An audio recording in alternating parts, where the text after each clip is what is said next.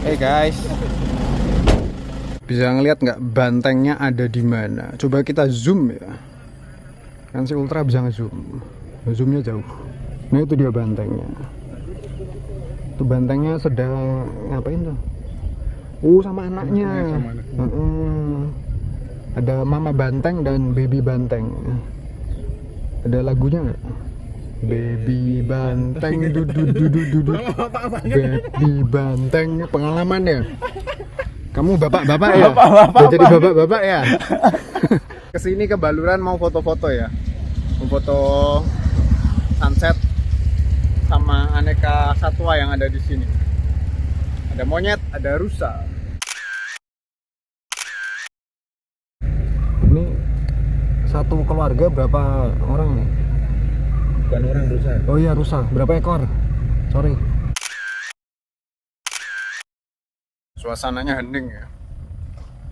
Hening, sangat damai, sangat peaceful. Tempat dimana para binatang-binatang hidup dengan bahagia ya.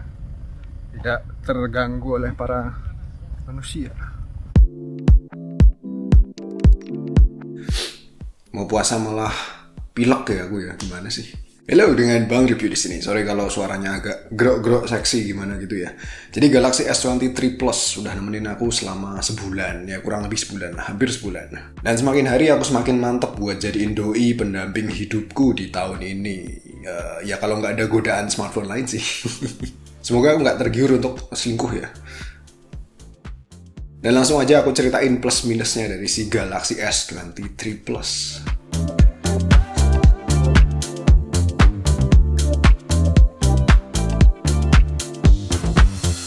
Waktu itu udah aku unboxing ya. Mau gue dilihat aja kalau penasaran sama isi boxnya. Tapi ya isi box smartphone zaman now ya gitu-gitu aja sih. Tidak se-exciting zaman dulu.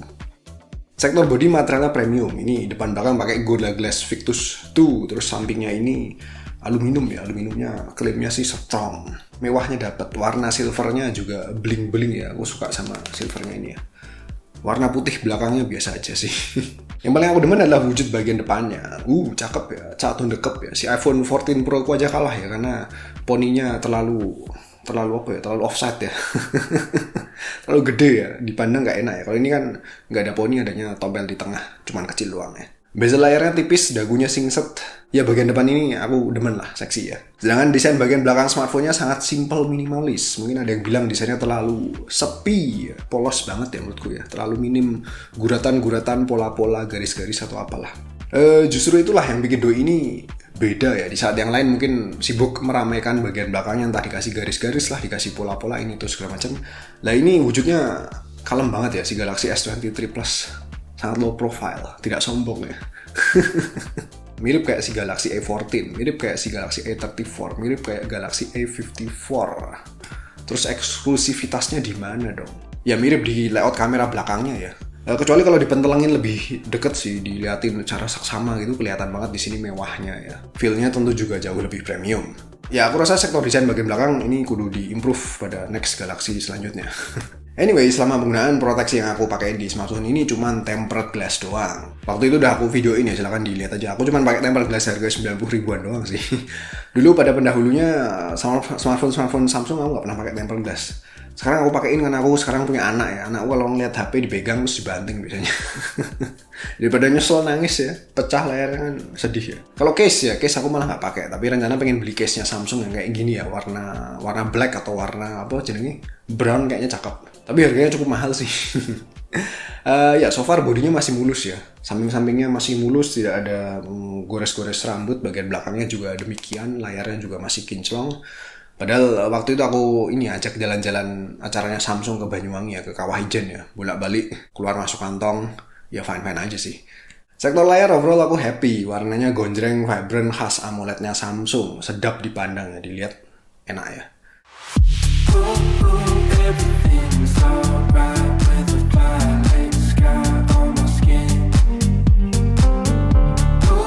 Pohonnya gede banget, tinggi.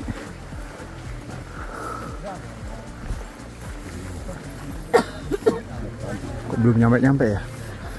Sudah terang, nggak perlu di center ya, sudah visible. Jadi lanjut jalan, nggak tahu ini berapa meter lagi, yang penting jalan terus. Ada gunung lagi ya di belakangku, cakep ya. Ada awannya, ada ya gitulah. Foto dulu ya.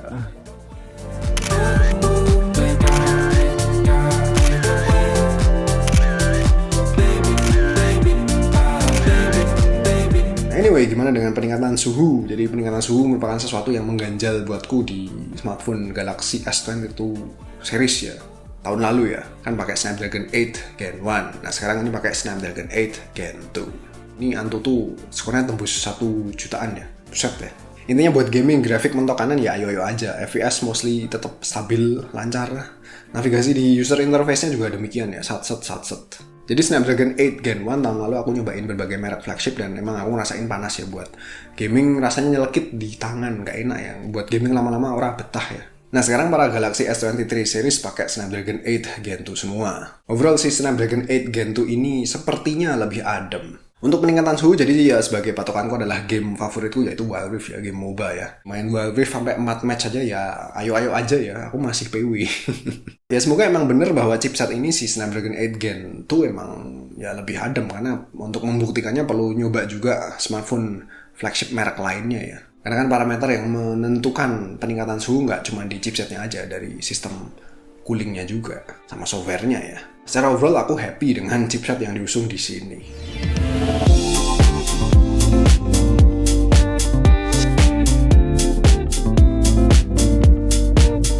Beralih ke kamera ya, jadi memang dari segi kapabilitas dan overall spek kameranya tidak sesuperior seperti di versi ultranya. Di ultra kan ada periskop ya, terus megapikselnya juga lebih gede, ya speknya lebih baik lah. Tapi buat keseharianku kameranya si Galaxy S23 Plus sudah lebih dari cukup. Aku paling demen sama ini ya, kemampuan portrait 3 kalinya ya terutama ya. Ini separasinya ya mostly rapi, bokehnya nyaris natural. Menurutku makin kesini portrait mode-nya di smartphone makin real kualitasnya. Mirrorless kudu waspada.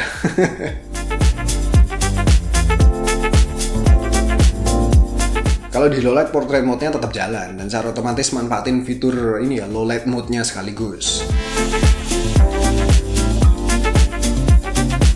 Scene recognition, jadi intensitas post processing-nya kadang aku ngerasa cukup, kadang aku ngerasa kurang ya, tergantung scene-nya juga sih, tergantung AI-nya ya, tergantung objek fotonya.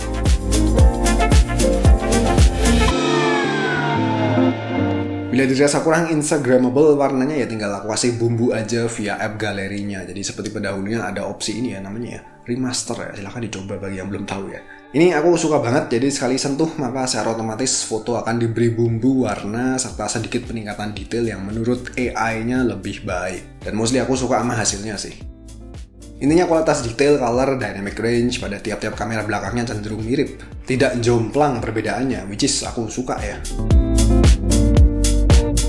Pada kondisi nyaris gelap, kamera utamanya memberikan hasil capture foto yang paling better, minim noise dengan detail yang masih baik. Kalau kondisinya low light ya, maka ketiga kamera tersebut mampu memberikan kualitas capture yang cenderung mirip. Mantap ya.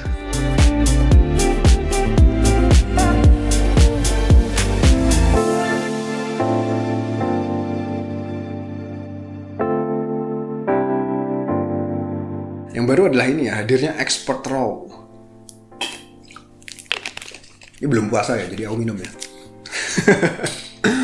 Ya sesuai namanya ya, kalau pengen capture di format RAW bisa pakai mode yang ini, ekstensi filenya .dng. Cocoknya buat ini sih, serius fotografer yang pengen post processing lebih mendalam, entah di software Lightroom atau ya kawan-kawannya. Tapi aku pribadi nggak terlalu memanfaatkan fitur ini sih, karena menurutku JPEG-nya udah bagus ya. Yang menarik adalah di mode Expert RAW ini di pojok kanan atas ada fitur baru namanya Astrophoto. Jadi kalau belum punya Expert RAW silahkan update ya, sistem update. Ini merupakan fitur yang baru aja keluar. Kepake buat moto bintang ya, dengan proses yang mudah, simple, nggak pakai ribet, nggak perlu utik-utik ISO, shutter, ini itu segala macam. Jadi orang awam tinggal klik-klik aja ya. Sayangnya aku belum jajal. Karena pas itu kan naik ke Kawah Ijen niatnya pengen ambil Astrophoto ya.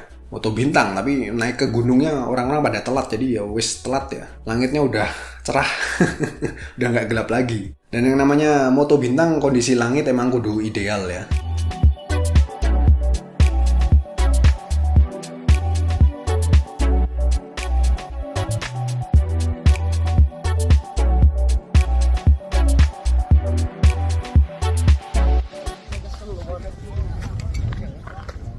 Seharusnya bawa topi ya.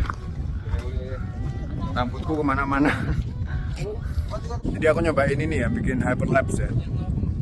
Hyperlapse aku ya mungkin sekitar 5 menitan lah. Ntar kita lihat hasilnya ya.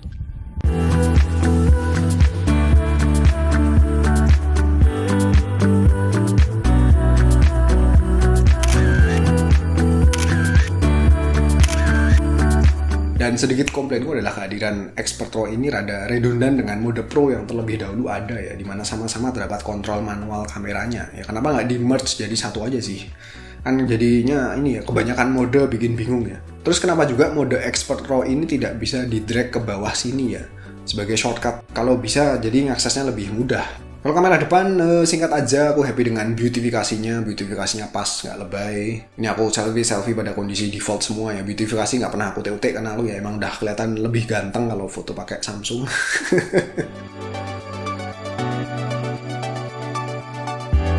Untuk perekaman video tadi kalian udah ngeliat potongan-potongan video yang aku ambil pas acara Samsung di Banyuwangi. Silahkan dinilai sendiri kemampuan videografinya ya. Apalagi tersedia fitur-fitur lainnya kayak mode Pro Video, mode Portrait Video, mode Director's View yang dulu-dulu pernah aku bahas juga sih. Intinya sangat mumpuni untuk content creator. Oh, ada kelinci kabur. Lucu ya. Perkembangan fitur masih mirip kayak pendahulunya. Ada DeX, ada wireless fast charging 45 watt. Macam-macam ya, terbilang komplit typical smartphone flagship. Durasi ngecas, aku ngecasnya pakai charger yang berapa sih ini? 25 watt ya, terhitung dari kondisi baterai 5% hingga full butuh waktu total sekitar 1 jam 5 menit. Durasi ngecas tentunya bisa lebih ngebut lagi kalau kalian pakai charger yang support 45 watt kali ya. Dan untuk battery life-nya ternyata termasuk awet ya untuk kelas flagship ya. Aku bisa dapetin standby 1 hari 9 jam. Screen time-nya 4 jam 31 menit, itu pun dengan penggunaan yang berat. Mostly aku pakai buat nge-game Wild Rift selama 4 jam, buset. Dan baterainya juga masih sisa 10% pada saat screenshot ini diambil.